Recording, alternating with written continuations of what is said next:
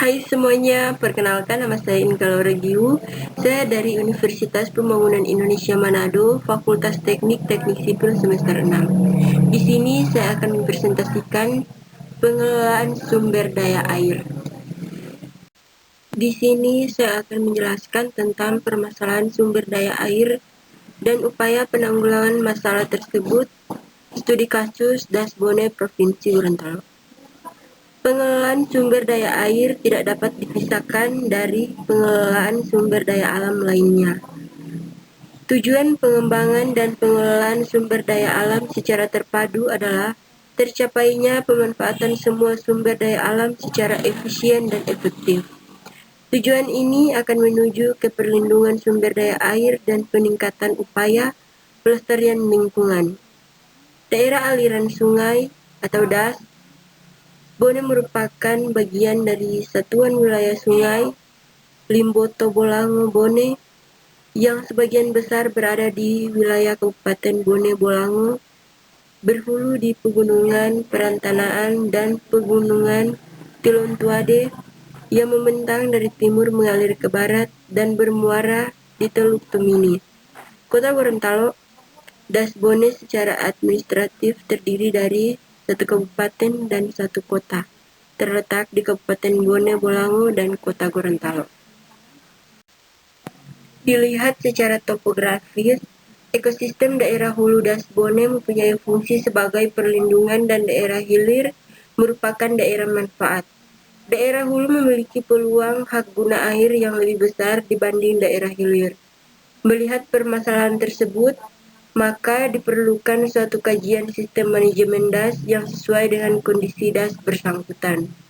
Salah satu bentuk sistem manajemen adalah insentif, disinsentif, atau subsidi silang. Dapat dijadikan sebagai alternatif dalam pengelolaan DAS dan upaya pelestarian sumber daya air secara terpadu dengan tujuan kelestarian daerah tangkapan air di Kabupaten Bone Bolango dapat terjaga, serta mencegah kerusakan ekosistem dan bencana alam yang lebih besar. Tujuan dari penelitian ini adalah satu, untuk mengetahui jumlah debit yang dipergunakan oleh stakeholder sehingga dapat teridentifikasikan potensi sumber daya air di Dasbone. 2. Untuk mengetahui debit operasional yang dibutuhkan dalam menjaga operasional kelestarian sumber daya air Dasbone. 3. Mengetahui arahan pertimbangan nilai ekonomi HGA dalam pengelolaan DAS dengan konsep sistem insentif, disinsentif pada Dasbone. 4. Mengetahui arahan kebijaksanaan pengelolaan sumber daya air dengan konsep sistem insentif, disinsentif pada Dasbone. Daur hidrologi atau siklus hidrologi merupakan proses perjalanan air dari permukaan laut ke atmosfer, kemudian ke permukaan tanah dan kembali lagi ke laut yang tidak pernah berhenti. Air tersebut akan tertahan sementara di sungai, danau, atau waduk dan dalam tanah sehingga dapat dimanfaatkan oleh manusia atau makhluk hidup lainnya. Pengelolaan DAS. Pengelolaan DAS adalah suatu proses formulasi dan implementasi kegiatan atau program yang bersifat manipulasi sumber daya alam dan manusia yang terdapat di daerah aliran sungai untuk memperoleh manfaat produksi dan jasa tanpa menyebabkan terjadinya kerusakan sumber daya air dan tanah.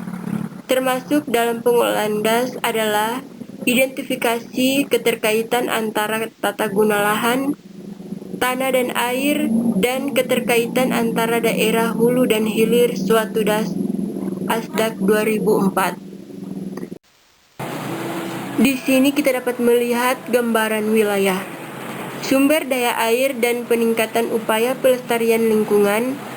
Daerah aliran Sungai Bone merupakan bagian dari Satuan Wilayah Sungai Limboto Bolango Bone yang sebagian besar berada di wilayah Kabupaten Bone Bolango, berhulu di Pegunungan Perantanaan dan pegunungan Tilontuade yang membentang dari timur mengalir ke barat dan bermuara di Teluk Tomini, kota Gorontalo. Dan di sini kita dapat melihat peta tersebut. Dari hasil perhitungan yang telah dilakukan, maka ada beberapa hal yang dapat direkomendasikan terhadap pihak-pihak yang terkait sebagai upaya pelestarian sumber daya air, antara lain dengan adanya kerjasama dalam pengelolaan sumber daya air, dana investasi dalam rangka pengembangan sumber daya air pada dasarnya dapat diperoleh dari tiap-tiap kabupaten kota dalam das bersangkutan sesuai dengan kemampuannya dan dapat diperhitungkan sebagai penyertaan saham. Pemerintah provinsi perlu membentuk lembaga koordinasi yang profesional dengan melibatkan seluruh perwakilan stakeholder.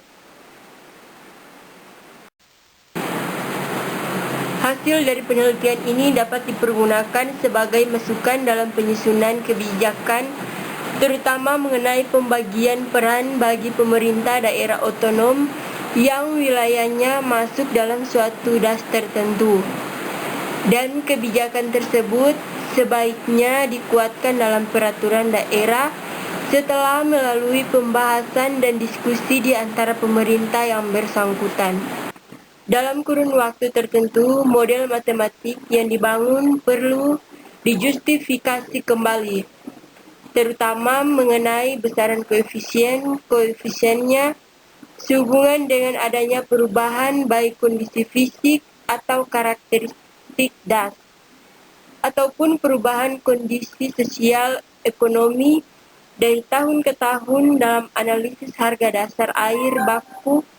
Belum diperhitungkan biaya lingkungan, khususnya mengenai kemungkinan terjadinya perubahan morfologi sungai dan abrasi pantai sebagai dampak dari pengelolaan sumber daya air. Demikian presentasi dari saya, semoga bisa bermanfaat.